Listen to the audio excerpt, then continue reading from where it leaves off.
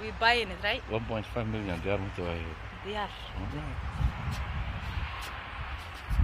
هيه. أصحاب قيس وجدين. هوش ماشي مريسو. اوكي هلا والله انه عادي ما حد يقول. بيها كوجد سان أسوجي سنينا سان أسوجي ها بيها. ما شاء الله في رجال. وريان عادي ما حد والله.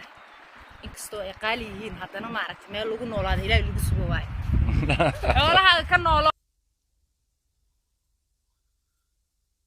She can pick and select the items she wants. Stone gate person. So we have to follow me here. Company special with stone gate. Stone gate is anything. مشن قلقي dispatch كواي. everything. أكيد يا هلكن. بس من تيجي أقول تسمع أنت مسؤول كنت على مياه. أنت مسؤول شوي. مسؤول كلا كنت أوكي شيء. جرى هلكن على لوكرة. that's what's up. هلكن basement تيجي بهوس. هلكن فدي لحظة إنه بعادي ما really love it. وحكي لو شيء. واو. ما شاء الله. كرات أنت سكيل سمعت مش هذي. hello.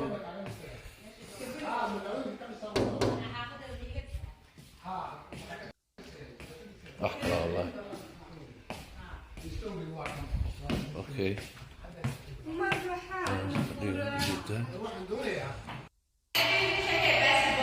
قولي عادي ما.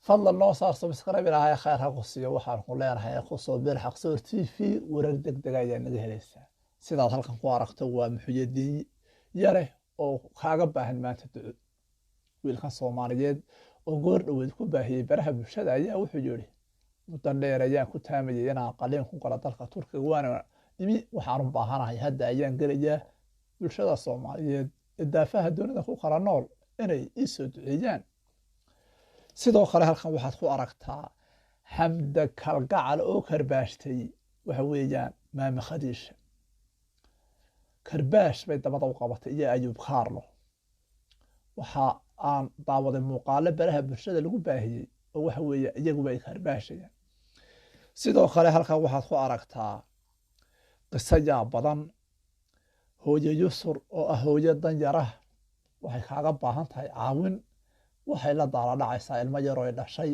halkan baad kala xiriiraysaa iyada ayaa toos kaaga qabanaysa waxaan ku leenahay caaw wararkeena kale haddeen u galno warkii horeba war soo dhaaf waa la isu soo noqon wixii nool adduunyada $1 milyan oo doolarka Mareykanka ah ayuu guri siistay ilka casi muuqaalkeena ayaan ku falqaynana xaqay lacagtaas ka soo gashay ilka casi xaqu $1 milyan ka keenay yaa u dhiibay warar xasaasiya ayaa ku haya waxaan ku leeyahay ku soo biir xaqsoor TV oo mar kasta aad ka hesho wararkii ugu dambeeyay ee caalamka oo dhan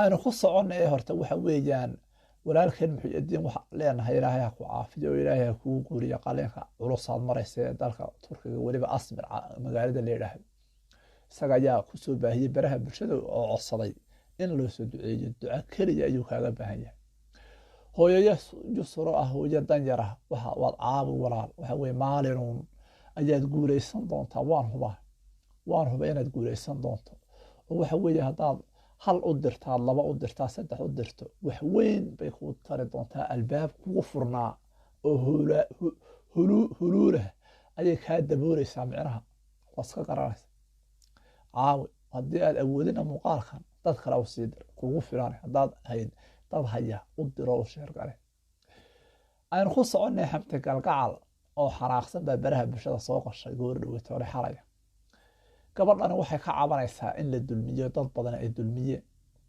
sidoo ognahay waxay ayaan dhaxdaas ku baahisay baraha bulshada muuqaal ay leedahay ilka casi ayaa soo weerar waxa soo dheertiga soo gudub hadda xamta galgacal waxay leedahay maxaa Khadiija maama Khadiija anigoo gaboon ma waxay barqad batun u maagaysaa gabooye ahaan macnaha sida hadalkeeda ka dhadhacsantay gabooye adigoo gabooye ah wax sheeka noocaas ayaa marax socota hadda balse gabooyuhu waa dad qaaliya aynu ku sii soconay waxa weeye ilka casaqays ayaa iibsaday guri $1 milyan oo doolar uu siistay qurux badan sidaad ku soo aragtay waxa weeye maanta ayuu iibsaday haddaba xaquu lacagtan faraha badan ka keenay ilkaasi waa fanaan oo fanaaniintu 1 milyan xaggay ka keeni karaa shawjadiisa oo dhan haddii la isu geeyo 1 milyan ma ka soo gashay su-aal baaba la isweydiinayaa haa dowladda Soomaaliya oo heeso badan u qaaday ayaa ilkaasi garab istaagtay oo lacag fara badan ku faraqday waxa weeye heeso fara badan oo calanka ah uu qaaday iyo lacago badan ka helo 100 kun nicma soo qoro iyaduna waxa weeyaan ilaahay wuxuu dhiibay waxbay soo fadhay wixii baa la isku dardaray ma guri buu ilaahay kaaga dhigay guryaha ugu qurux badan caalamka la dego waa guryaha yaryar ee fadhiya ee aan dabaqyada ahayn ee aad arkayso in waxa weeye reer isku filan uu degi karo waa 4 qolo xagga hoose iyo 3 qolo xagga sare ah oo waxa weeyaan webiba xagga daba ka mara ninkii ilka casa ahaa nicma shookar barwaaqayba ula soo qashayba barwaaqa sooran buu lugaha la galay iyo nimco aad u fara badan runtii sidaan warar xaqiiqo ah ku hayaa ninkaas lacagaha faraha badan dowladda federaalka ayay ka soo gashay badidiisu dowladda federaalka ayay ka soo gashay lacaga aad u fara badan iyo weliba heesa uu qaaday lacaga uu ka helay iyo waxbaa la isu geegeeyo nimco shookar waxaysay 1 milyan ayaa madaxa laga soo jaray way noqon karayeen dad ganacsadayaal way noqon karayeen dad waxa weeyaan waska garanaysaa maanta guriga ay iibsadeen waxay leeyihiin annaga ayaa mustaqbalka iyaga ku dhisan doona runtii horta labadaa lamaane isku quruxda badan waxaad moodaaba ilka casiya nicma shookar waxaad moodaaba in la isu soo xulayba dadka qofba qofkiisu la haadaaye ilka casaqays iyo nicma shookar waxa weeye waa la isu soo xulay runtii oo waxa weeyaan waa kuwa maanta barwaaqa lagu halagalay ee nacabkii dhammaan derbiyada shiirsiiyey ee gurigooda soo bandhigay iibsadeen maanta ee ay leeyihiin waanu alla baryeena waxaa rabnaa in dadka Soomaaliyeed nagala soo qayb galaan oo waxa weeye casuumad weyn aan ku qabano guriga haddaba lacagaha faraha badan ayay dadku leeyihiin waa ilka case shawjadiisa dhan haddii la isu geeyo waxa weeye lacagaha faraha badan kama soo geli jirin lacagta xaqu ka keenay bahasha qaba baxda ah xaqu ka keenay